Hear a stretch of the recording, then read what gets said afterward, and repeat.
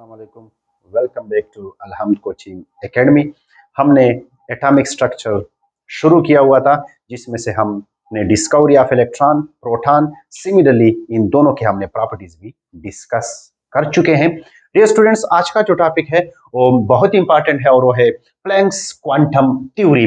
Planks quantum theory पे हम discussion करेंगे। प्लैंक्स क्वांटम थ्योरी पे डिस्कशन इसलिए जरूरी है क्योंकि हमने आगे जाके बोहर का जो मॉडल है उसको हमने क्या करना है, उसको हमने एक्सप्लेन करना है।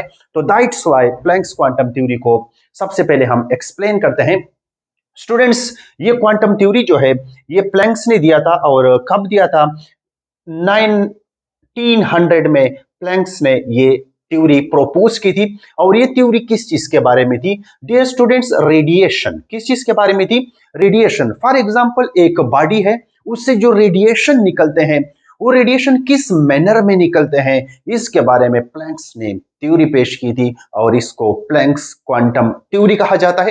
ये जो क्वांटम का वर्ड है ये अभी थोड़ी देर में आप लोगों को क्लियर हो जाएगा जब हम इसके मेन पॉइंट्स पढ़ेंगे। डियर स्टूडेंट्स, इसके मेन पॉइंट्स जो है, मैं यहां पर बॉडी का वर्ड इस्तेमाल करूंगा या मैं यहां पर एटम या मॉलिक्यूल, इसमें आप लोगों ने कंफ्यूज नहीं होना है। चलो चलते हैं पहले पॉइंट्स की तरफ। और मेन पॉइंट्स में जो पहला पॉइंट है, एनर्जी इज नॉट, यहां पर नॉट लिखा हुआ है, एनर्जी इज नॉट एमिटेड और अब्जॉर्ब्ड कंटिन्यूअसली। फॉर एग्जांपल, आपके पास एक बॉडी है, वो एक बॉडी को स्टडी कर रहा था, या एटम या मॉलिक्यूल कुछ भी आप कह सकते हैं, उससे वो स्टडी कर रहा था। तो उन्होंने ऑब्जर्व किया कि इससे जो रेडिएशन निकलते हैं, यानी जब हम इसको यहां से हीट अप करते हैं और हीट करने के नतीजे में इससे जो रेडिएशंस निकलते हैं, ये रेडिएशन इस तरह से कंटिन्यूअस फॉर्म में नहीं होते हैं, या लेट्स से हम इस बॉडी को यहां से एनर्जी दे रहे हैं, ये जो एनर्जी है, ये जो रेडिएशन हम इसको दे रहे हैं, ये कंटिन्यूअस फॉर्म में एब्जॉर्ब भी नहीं करता है। समझ रहे हैं मेरी बात को? यानी उन्होंने कहा कि ये जो इससे रेडिएशन निकलते हैं वो इस तरह से डिसकंटिन्यूअस मैनर में निकलते हैं, इस तरह से छोटे छोटे पैकेट्स के शक्ल में निकलते हैं। कहने का मतलब ये है कि ये जो रेडिएशन निकल रहे हैं ये स्पेसिफिक अमाउंट के एनर्जी के निकल रहे हैं, यहां पर ये कंटिन्यूअस फॉर्म में नहीं निकल रहे हैं। सो energy is not emitted or absorbed continuously, it is emitted or absorbed in a discontinuous manner in a form of wave packet called quanta. तो स्टूडेंट्स, ये तो कंटिन्यूअस फॉर्म में है, उन्होंने कहा कि ये कंटिन्यूअस फॉर्म में एमिट नहीं होती है, कंटिन्यूअस फॉर्म में एमिटर नहीं होती है ना, कंटिन्यूअस फॉर्म में एब्जॉर्ब होती है। उन्होंने कहा कि ये कौन से फॉर्म में एमिट होती है? ये छोटे छोटे वेव पैकेट के फॉर्म में निकलती है, जिसको हम एनर्जी पैकेट्स बोल सकते हैं, जिनको हम क्वांटा बोलते हैं। सही है। In a case of the light, this quantum, यानी क्वांटा और क्वांटम सिंगुलर प्लूरल की बात है, उसमें कंफ्यूज नहीं होना, of energy is often called photon. Students, ये जो एक हॉट बॉडी है जिसको हमने नीचे से हीट किया हुआ है, इससे जो रेडिएशन निकल रहे हैं ये छोटे छोटे वेव पैकेट की फॉर्म में निकल रहे हैं, यानी डिसकंटिन्यूअस मैनर में निकल रहे हैं। क्या कहना चाह रहा हूं मैं? स्पेसिफिक अमाउंट ऑफ एनर्जी वाले रेडिएशन निकल रहे हैं। ठीक है। फॉर एग्जांपल कोई एटम है, फॉर एग्जांपल कोई मॉलिक्यूल है। अब यहां से ऑर्बिटल का जो कंसेप्ट है, जो बोहर एटॉमिक मॉडल में ऑर्बिट का जो कंसेप्ट आएगा, तो ऑर्बिट का कंसेप्ट यही से ऑर्बिट का कंसेप्ट के आगाज होता है। समझ रहे हैं मेरी बात को? कि ये जो specific amount of energy release या specific amount of energy absorb हो रही है ना, इसके पीछे किसका कंसेप्ट है? इसके पीछे ऑर्बिट का कंसेप्ट है, इसके पीछे शेल का कंसेप्ट है, यानी स्पेसिफिक अमाउंट में। अच्छा स्टूडेंट्स, इनको क्वांटा कहा जाता है या क्वांटम, सिंगुलर और प्लूरल दोनों सेम वर्ड है। सही है, इसमें आप लोगों ने वही से पढ़ा हुआ है। अच्छा स्टूडेंट्स, यहां पर मैं एक एटम लेता हूं, लेट से ये एक एटम है, इस एटम के अंदर यहां पर इलेक्ट्रॉन मौजूद है, इस इलेक्ट्रॉन को मैंने यहां से एनर्जी दे दी। स्टूडेंट्स, ये इलेक्ट्रॉन अब क्या करेगा? आप मुझे बता दें। सर, इसको तो हम शेल नंबर 1 बोलते हैं, अभी तक पढ़ा नहीं है लेकिन आप लोग इतना जानते हैं, ये शेल नंबर 1 है, ये शेल नंबर 2 है। अब यहां से ये इलेक्ट्रॉन जाएगा ऊपर वाले शेल में, अब ऊपर वाले शेल में जाने के लिए इसको कितनी एनर्जी चाहिए? लेट्स से इसको 10 इलेक्ट्रॉन वोल्ट एनर्जी चाहिए। तो आप लोग मुझे बता दें कि मैं यहां से इसको एनर्जी दे रहा हूं 0 इलेक्ट्रॉन वोल्ट से लेकर 100 इलेक्ट्रॉन वोल्ट तक। आप लोग मुझे बताएं ये कौन सी एनर्जी एब्जॉर्ब करेगा? कौन सी एनर्जी एब्जॉर्ब करेगा? सर सिर्फ 10 इलेक्ट्रॉन वोल्ट वाली एनर्जी एब्जॉर्ब करेगा। तो क्या स्पेसिफिक हो गई कि नहीं? क्या डिसकंटिन्यूस मैनर में हो गई कि नहीं? क्या उसने 1 2 3 4 5 6 क्या ऐसे ऑब्जर्व करा था? नहीं कर रहा था। तो इसका मतलब ये है, तो आप एटम भी ले सकते हैं, आप मॉलिक्यूल भी ले सकते हैं, या आप कोई भी बॉडी ले सकते हैं। So according to the Planck's, ये जो बॉडी है ये ना एनर्जी को कंटिन्यूस फॉर्म में एब्जॉर्ब करता है, ना कंटिन्यूस फॉर्म में एमिट करता है, लेकिन कौन से फॉर्म में करता है? डिसकंटिन्यूस मैनर में। डियर स्टूडेंट्स, पता होना चाहिए इनको क्या कहा जाता है? क्वांटा।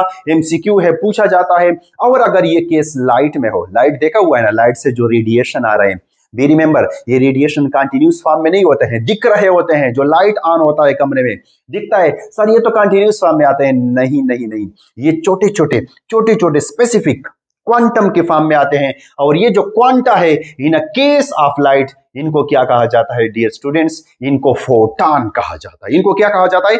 फोटॉन। छोटा सा पार्टिकल है एनर्जी का। मैंने कल भी अपने लेक्चर में कहा था कि जिस चीज के पीछे ओ एन आ जाए वो पार्टिकल को क्या करता है?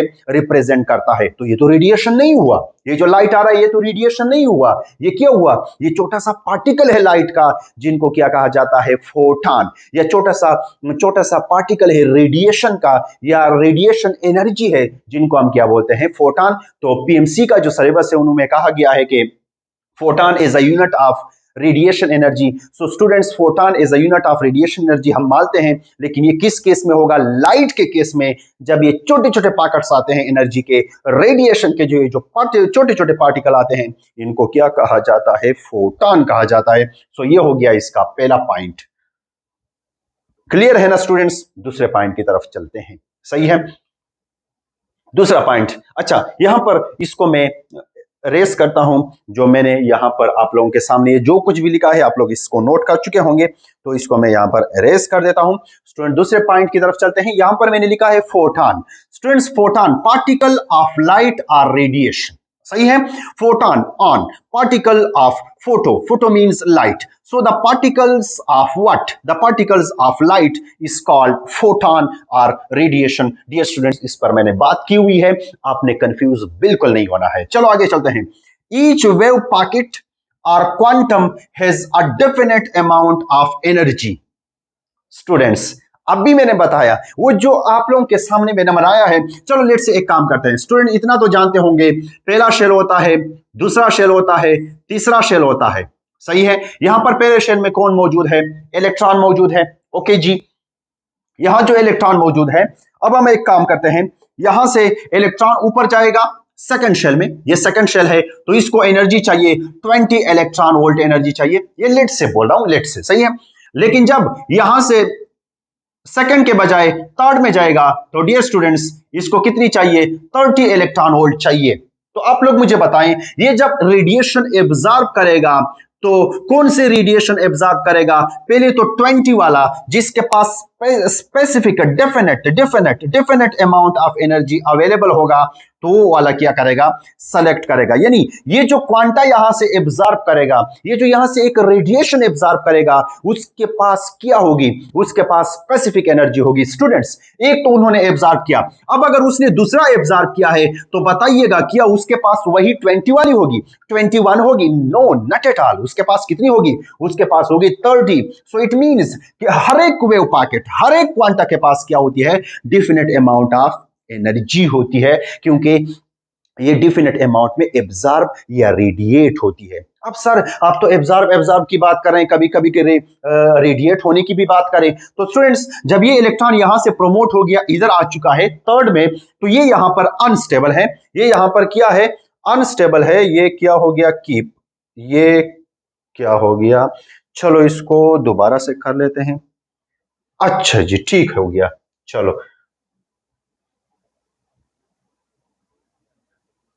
अच्छा, यहां पर अब एक काम करते हैं, यहां हमारा क्या है, इलेक्ट्रॉन है। इलेक्ट्रॉन एक्साइटेड स्टेट में जा चुका है, एनर्जी एब्जॉर्ब कर चुका है। जो भी एनर्जी एब्जॉर्ब करता है ना, वो अनस्टेबल होता है, वो स्टेबल होना चाहता है। तो जब ये दोबारा नीचे आएगा, जब ये दोबारा नीचे आएगा, जब ये दोबारा नीचे आएगा, तो क्या नीचे आते वक्त ये एनर्जी को एमिट करेगा कि नहीं करेगा?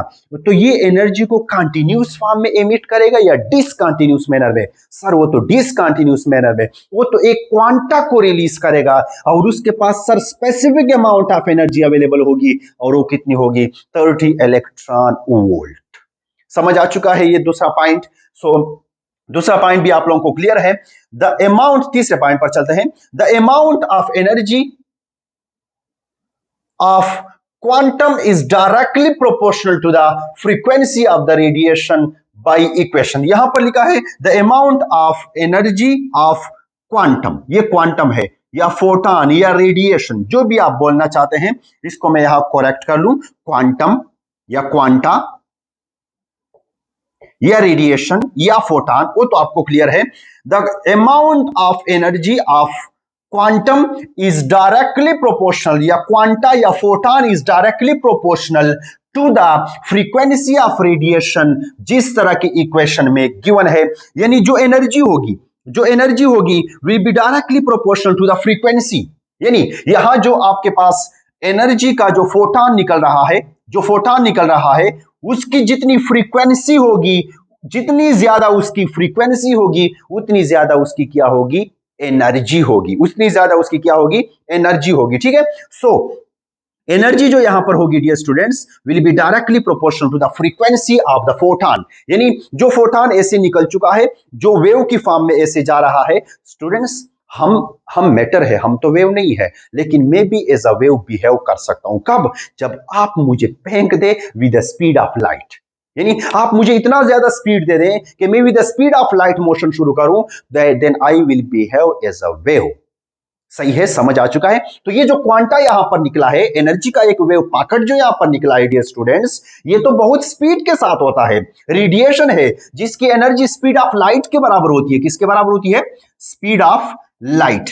स्पीड ऑफ लाइट यानी बहुत ज्यादा एनर्जी, यानी बहुत ज्यादा स्पीड होता है इसका। यानी मेरा कहने का मतलब यह है, जिस चीज का ज्यादा स्पीड होगा वो बिहेव करेगा एज अ वेव, वो बिहेव करेगा एज अ वेव। तो ये जो एज अ वेव बिहेव कर रहा है, जो यहां पर ये एक फोटॉन निकला है, इसकी जो एनर्जी होगी वो किस चीज पर डिपेंड करेगी? सर 30 वाले की एनर्जी क्या होगी? सर 20 वाले, अच्छा एक का 20 इलेक्ट्रॉन वोल्ट है, दूसरे का 30 इलेक्ट्रॉन वोल्ट है, सर किसकी फ्रीक्वेंसी ज्यादा होगी? यानी ये जो रेडिएशन है डियर स्टूडेंट्स, इसकी जो एनर्जी है वो किस चीज पर डिपेंड कर रही है? इनकी फ्रीक्वेंसी पर। यानी कौन सा रिलेशन है? डायरेक्ट रिलेशन है। तो ये एमसीक्यूज आपको पता होना चाहिए। अच्छा, आगे हम जाते हैं। सो ये आपके पास प्रोपोर्शनलिटी का साइन है। प्रोपोर्शनलिटी के साइन को हटाने के लिए जब भी हम इक्वेशन का साइन लगाते हैं तो वहां पर हमें एक कांस्टेंट की जरूरत पड़ती है, और यहां पर हमने लगाया है कांस्टेंट H।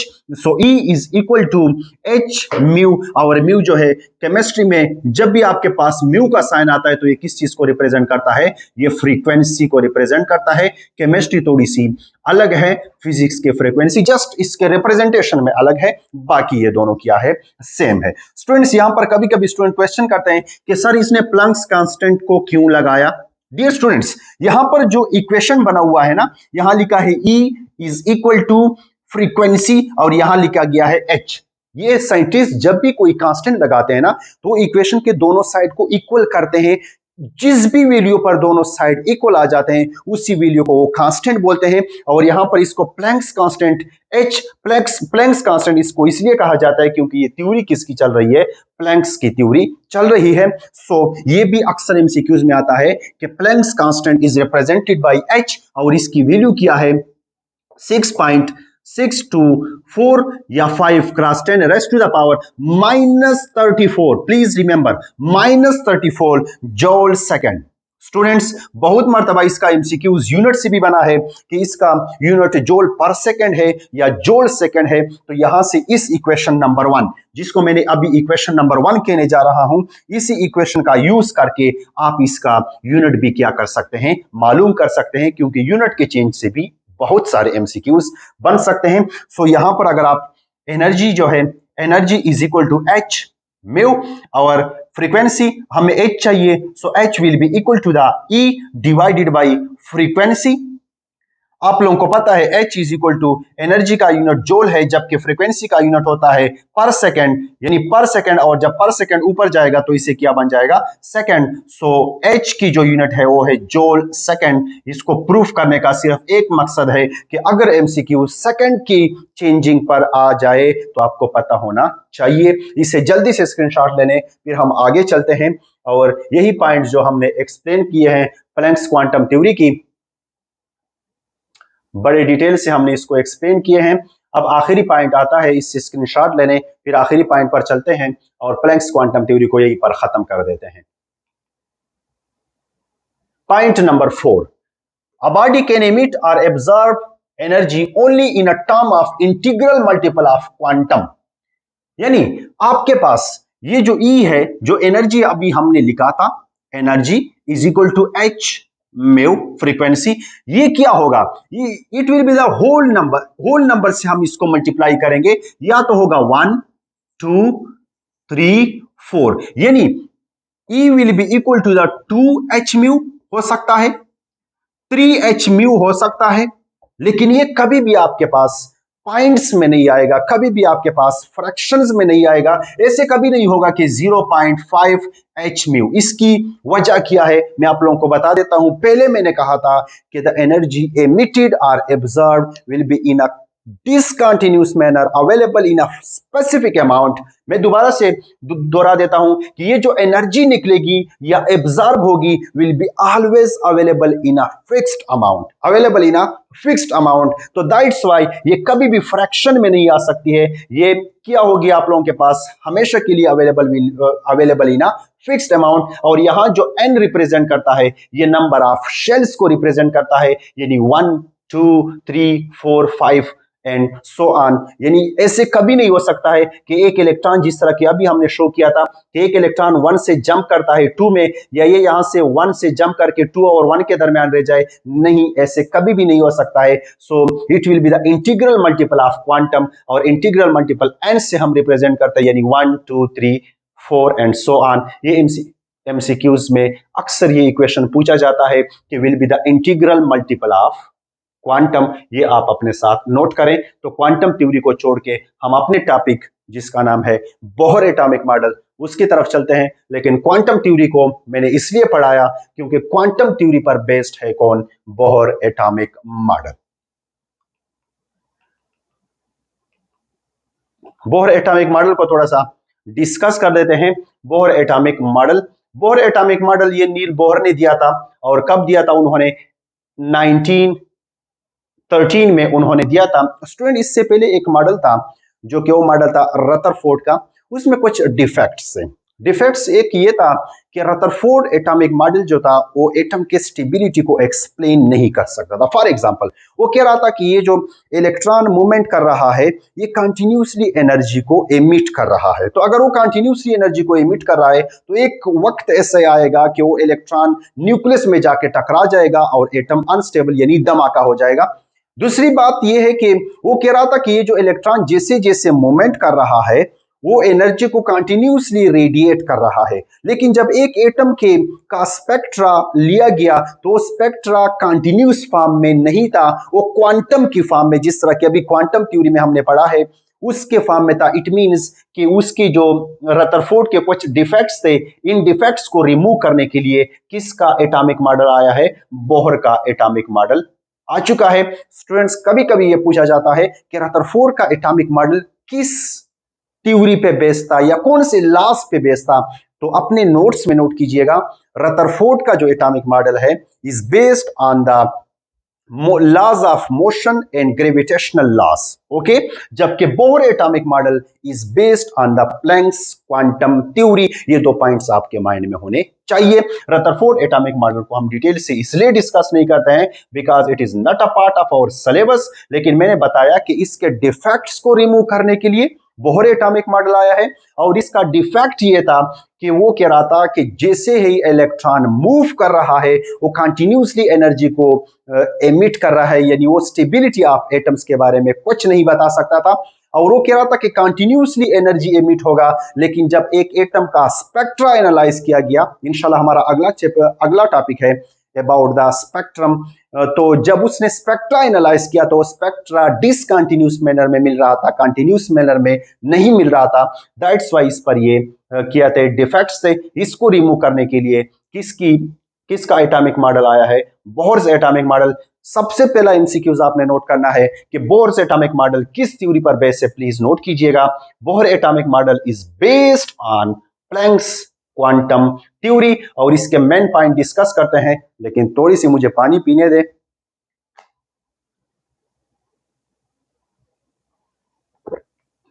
आप लोग इन पॉइंट्स का स्क्रीनशॉट ले सकते हैं, हम एक एक को एक्सप्लेन करेंगे तफसील से। अच्छा जी, हमारे पास क्या है? Bohr atomic model that is based on the Planck's quantum theory. हमारे पास ये पॉइंट आ चुका है। सो इसके जो मेन पॉइंट्स है, सबसे पहला पॉइंट इसका डिस्कस करते हैं। Electron revolve around the nucleus in a definite energy level called orbit और शेल इन एन एटम। यहां पर मैं ड्रॉ कर देता हूं। According to the Bohr's atomic model, ये न्यूक्लियस है। न्यूक्लियस के इर्द गिर्द इलेक्ट्रॉन जो है वो फिक्स सर्कुलर पाथ में मूवमेंट करते हैं। मैंने क्या बोला? फिक्स सर्कुलर पाथ में मूवमेंट करते हैं। और इन फिक्स सर्कुलर पाथ को क्या कहा जाता है? इनको कहा जाता है एनर्जी लेवल। इनको क्या कहा जाता है? एनर्जी लेवल, या इनको एडवांस बुक में स्टेशनरी एनर्जी लेवल भी कहा जाता है। स्टेशनरी एनर्जी लेवल भी इनको कहा जाता है, या इनको एनर्जी लेवल कहा जाता है, जिसको हम ऑर्बिट भी बोल सकते हैं, या जिसको हम क्या बोल सकते हैं? शेल भी बोल सकते हैं। So according to the Bohr, ये जो न्यूक्लियस है आपके पास, न्यूक्लियस के इर्द गिर्द इलेक्ट्रॉन एक फिक्स सर्कुलर पाथ में मूवमेंट करते हैं, जिसको उस इलेक्ट्रॉन का main energy level, stationary energy level भी कहा जाता है, या इनको ऑर्बिट, या इनको क्या कहा जाता है? इनको शेल कहा जाता है। ये इसका क्या था?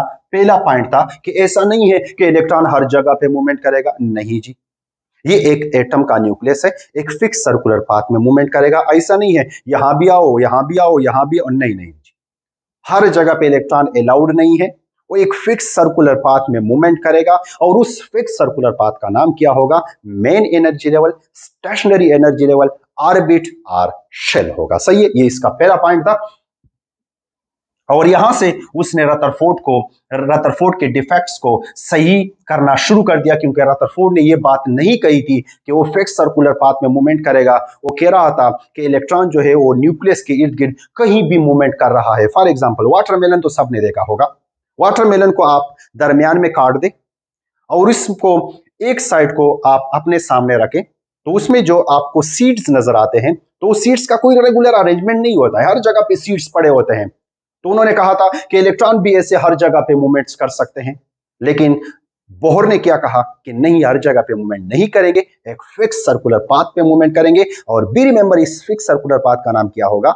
Shell, orbit, stationary energy level और मेन एनर्जी लेवल होगा। चलो जी, आगे दूसरे पॉइंट पर चलते हैं। दूसरा पॉइंट बड़ा इंपॉर्टेंट है, और यही पॉइंट स्टेबिलिटी ऑफ एटम को भी एक्सप्लेन कर रहा है।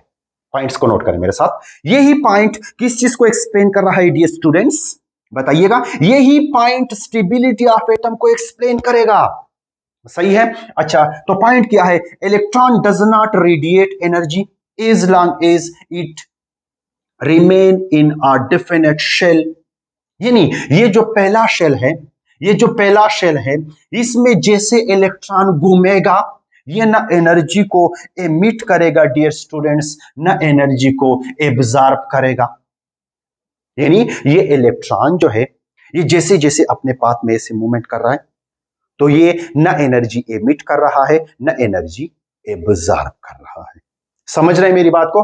तो उसने कहा कि ये इलेक्ट्रॉन जैसे जैसे इसे मूवमेंट करेगा, तो वो ना एनर्जी को क्या करेगा? एमिट करेगा, ना एनर्जी को एब्जॉर्ब करेगा। ठीक है, तो ये इसका दूसरा पॉइंट है। और अगर वो एनर्जी को एमिट या एब्जॉर्ब नहीं कर रहा है, तो इट मींस कि यहाँ एनर्जी लॉस नहीं हो रही है। अगर एनर्जी लॉस नहीं हो रही है, तो इसी वजह से इसकी स्टेबिलिटी जो है वो क्या है?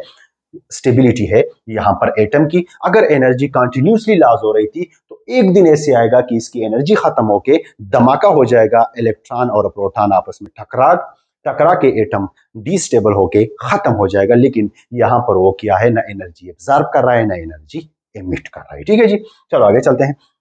तीसरा पॉइंट जो है, अब द गेन और loss of energy occurs within orbit only due to the jumping of electron from one energy level to the another energy level। ठीक है, फॉर एग्जांपल आपके पास एक एटम जो है, एक एटम के अंदर बहुत सारे एनर्जी लेवल हैं, तो उन्होंने कहा कि ये एक इलेक्ट्रॉन जो है, लेट से वो पहले, ये जो रेड आपको दिख रहा है, पहले शेल में इलेक्ट्रॉन मौजूद है, ये ना एनर्जी एमिट करेगा ना एनर्जी एब्जॉर्ब करेगा। लेकिन जब ये एनर्जी एब्जॉर्ब करता है तो इसके साथ क्या होता है, ये एनर्जी को एब्जॉर्ब करके एक ऑर्बिट से जंप करता है दूसरे ऑर्बिट में। तो जब यहां ये जंप करेगा तो एनर्जी को क्या करेगा, एब्जॉर्ब करेगा। अच्छा, तो ये कितने अमाउंट ऑफ एनर्जी को एब्जॉर्ब करेगा, ये स्पेसिफिक अमाउंट ऑफ एनर्जी को एब्जॉर्ब करेगा। और वो कितना होगा, लेट्स से ये है स्टेशनरी एनर्जी लेवल E1 और ये है एनर्जी लेवल E2। सही है स्टूडेंट्स, अब इनका डिफरेंस निकाले, so delta E will be equal to the E2 minus E1। Okay जी, ये इनका डिफरेंस है। इन दोनों का जितना डिफरेंस होगा तो उतने अमाउंट का एनर्जी जब एक इलेक्ट्रॉन एब्जॉर्ब करेगा तो वो जंप लगाएगा नीचे से ऊपर की तरफ। यानी जब अपने स्टेशनरी लेवल में होगा तो ना एनर्जी एब्जॉर्ब करेगा ना एनर्जी एमिट करेगा। ओके, ये कंसेप्ट क्लियर है। लेकिन जब वो एनर्जी एब्जॉर्ब करेगा तो वो लोअर से जंप करेगा हाइयर में, या अगर हाइयर में वो अनस्टेबल है और एनर्जी एमिट करता है तो वो जंप करेगा हाइयर से किस चीज में, लोअर में। So according to the third point, ये जो एनर्जी एब्जॉर्प्शन हो रहा है या एनर्जी रेडिएशन जो एमिट हो रहे हैं किसी एटम या मॉलिक्यूल से, ये क्यों हो रहे हैं भाई, ये इसलिए हो रहे हैं कि या तो इलेक्ट्रॉन जंप कर रहा है लोअर से हाइयर में तो एनर्जी एब्जॉर्ब करता है, या हाइयर से लोअर में आता है तो एनर्जी क्या करता है, एमिट करता है। सर ऐसे क्यों कर रहा है, इस एटम को, इलेक्ट्रॉन को क्या जरूरत है। देखो स्टूडेंट्स, मैंने इस इलेक्ट्रॉन को यहां एनर्जी दी है और यहां एनर्जी जो चाहिए पहले से दूसरे में जंप लगाने के लिए, वो चाहिए 20 इलेक्ट्रॉन वोल्ट। तो स्टूडेंट्स, अगर मैंने इसको रेडिएशन के जरिए से 20 इलेक्ट्रॉन वोल्ट एनर्जी से टारगेट कर दिया तो यहां पर इसको जो एनर्जी मिलेगी वो अब 20 इलेक्ट्रॉन जूल इसको एनर्जी मिल जाएगी, तो इसकी एनर्जी ज्यादा हो जाएगी। जब इसकी एनर्जी ज्यादा हो जाएगी तो क्या ये लोअर एनर्जी लेवल में रहेगा या नहीं, लोअर से जंप लगा के हाइयर में चला जाएगा, ये लोअर से जंप लगा के हाइयर में चला जाएगा। फॉर एग्जांपल, मैं आपको एग्जांपल देता हूं, मैं देहात में रह रहा हूं। अगर मैं देहात की जिंदगी गुजार रहा हूं, मेरे पास कम से पैसे हैं, तो मैं देहात में इसको बस जिंदगी गुजर रही है, अच्छी है, खुशहाली है। लेकिन अगर मैं अब इस्लामाबाद में जाना चाहता हूं, वहां रहना चाहता हूं, तो वहां रहने के लिए मेरे पास क्या होनी चाहिए, पैसे होने चाहिए। तो जब मुझे ज्यादा पैसे आ जाएंगे तो मैं वहां पे शिफ्ट हो जाऊंगा। जब मैं वहां तंग हो जाऊंगा, पैसे वहां खत्म कर दूंगा, तो मैं फिर से गांव की तरफ शिफ्ट हो जाऊंगा। समझ रहे हैं मेरी बात को। इसको जो एनर्जी मिल चुकी है ना बाहर में, अगर वो 20 मिल चुकी है इसको, तो 20 मिलके ये नीचे से ऊपर जंप लगाएगा, ऊपर अनस्टेबल, फिर नीचे आएगा, फिर जितनी उसने एब्जॉर्ब की थी उतनी एनर्जी क्या करेगा, एमिट करेगा। लेकिन जब तक अपने शेल में मूवमेंट करेगा, न एनर्जी एमिट करेगा न एनर्जी एब्जॉर्ब करेगा। चलो जी आगे चलो, ये बहुत इंपॉर्टेंट है। ये जो आपके पास एक शेल है, इस शेल में हर एक शेल का अपना एंगुलर मोमेंटम होता है, और एंगुलर मोमेंटम किसके बराबर होता है, h डिवाइडेड बाई 2 पाई के बराबर होता है। तो अगर एक इलेक्ट्रॉन बाहर से आ रहा है, एक इलेक्ट्रॉन है बाहर से आ रहा है, मैं गांव से आ रहा हूं, ठीक है, अब मैं यहां पे आ रहा हूं, मेरे पास जो एंगुलर मोमेंटम है वो लेट से है h डिवाइड बाई 2 पाई, दोनों कांस्टेंट है, आपको पता है। मेरे पास जो मोमेंटम है वो कितना है, h डिवाइड बाई 2 पाई। जब मैं इस शहर के अंदर जाऊंगा तो इस शहर में मैं उस ऑर्बिट के अंदर जाऊंगा जिसका angular momentum h divide by 2 पाई है। मैं हर जगह पे नहीं रह सकता, बस यही मतलब है। और एंगुलर मोमेंटम जो है वो इंटीग्रल मल्टीपल है। किस चीज का इंटीग्रल मल्टीपल है? इंटीग्रल मल्टीपल यानी n multiply by h divide by 2 पाई। ये n किस चीज को रिप्रेजेंट कर रहा है सर? आप बार बार n लिख रहे हैं। n actually represent the number of shells, यानी फॉर एग्जांपल यहां पर n, तो यहां n1 है, यहां पर n2 है, यहां पर n3 है, तो ये पहला शेल, दूसरा शेल, तीसरा शेल। तो अगर कोई इलेक्ट्रॉन आ रहा है, लेट से हम यहाँ पे 2 इलेक्ट्रॉन ले लेते हैं। एक ले लेते हैं व्हाइट से, यहां पर इलेक्ट्रॉन है जिसका एंगुलर मोमेंटम है 2h डिवाइडेड बाई 2 पाई। और दूसरा हम इलेक्ट्रॉन ले देते हैं, लेट से हम लेते हैं ब्लू से, यहां पर एक इलेक्ट्रॉन है और इसकी जो एनर्जी है वो है 3h डिवाइडेड बाई 2 पाई। आप लोग मुझे बता दें, ये वाला इलेक्ट्रॉन कौन से शेल में सर्वाइव करेगा? बता दो, कौन से शेल में सर्वाइव करेगा? जाएगा सेकंड में जाएगा, क्योंकि हर एक का h divide by 2 pi angular momentum है, लेकिन मल्टीप्लाइड बाई n है, मल्टीप्लाइड बाई n है, ठीक है। अच्छा, और ये ब्लू वाला कहां पे सर्वाइव करेगा? ये वाला सर्वाइव करेगा थर्ड में। क्यों? क्योंकि इसका एंगुलर मोमेंटम इसके साथ मिल रहा है। So the angular momentum of an orbit depends upon its quantum number.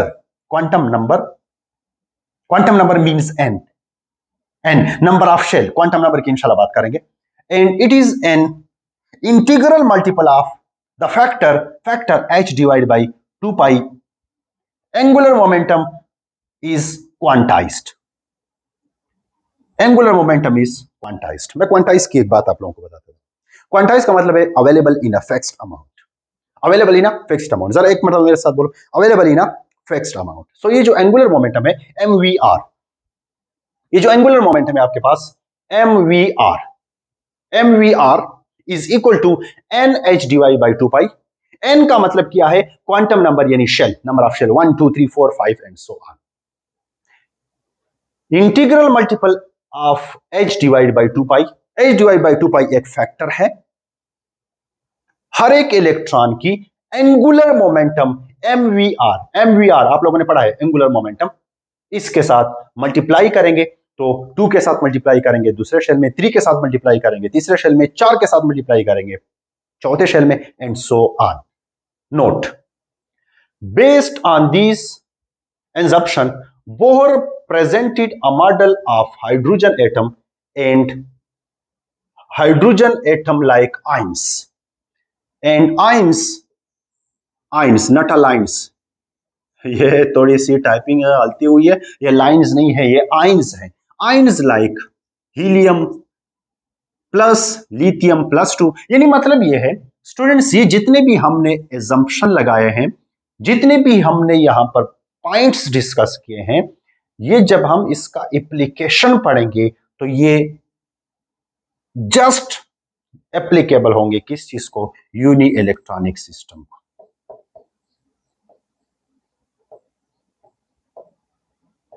किस चीज को एप्लीकेबल होंगे? Uni electronic system. किस चीज को एप्लीकेबल होंगे? यूनी इलेक्ट्रॉनिक सिस्टम, यानी ये हाइड्रोजन को एप्लीकेबल होंगे, या हाइड्रोजन की तरह आयंस को। फॉर एग्जांपल हीलियम के पास 2 इलेक्ट्रॉन है, 1 निकालो, लिथियम के पास 3 इलेक्ट्रॉन है, 2 निकालो, तो यूनी इलेक्ट्रॉनिक सिस्टम बन जाता है। तो डियर स्टूडेंट्स, आपके पास जो बोहर एटॉमिक मॉडल है, उनके ये पॉइंट्स हमने डिस्कस किए हैं, एंगुलर मोमेंटम का पॉइंट्स। एमसीक्यूज के लिए नोट करो, एमसीक्यूज में इसका इक्वेशन पूछा जाता है, mvr is equal to nh divide by 2 pi. कभी कभी n की वैल्यू देके, यानी मतलब इलेक्ट्रॉन थर्ड शेल में है, उसका एंगुलर मोमेंटम किस तरह होगा, इलेक्ट्रॉन फोर्थ शेल में उसका एंगुलर मोमेंटम क्या होगा, तो आप यहाँ पर 4 पुट कर सकते हैं। बाकी h जो है वो प्लैंक्स क्वांटम है, वो क्या है? प्लैंक्स कांस्टेंट है 6.624 cross 10 raise to the power -34 joule per second इसकी वैल्यू है। यहां पर पाई है, पाई की वैल्यू है स्टूडेंट्स वो कितना है? 3.14। इन दोनों की वैल्यूज पुट करके आप एंगुलर मोमेंटम किसी भी शेल के लिए मालूम कर सकते हैं। Be remember, n is the number of shell and this model is only applicable for uni electronic system like hydrogen and ions like hydrogen। Students, अब तक के लिए इतना ही। इंशाल्लाह अगले क्लास में आते हैं और अगले क्लास में डिस्कस करते हैं application of Bohr atomic model. Students, अब तक के लिए अपना ख्याल रखिएगा। थैंक्स फॉर ज्वाइनिंग अल हम कोचिंग एकेडमी। अगले क्लास में मिलते हैं। अल्लाह हाफिज।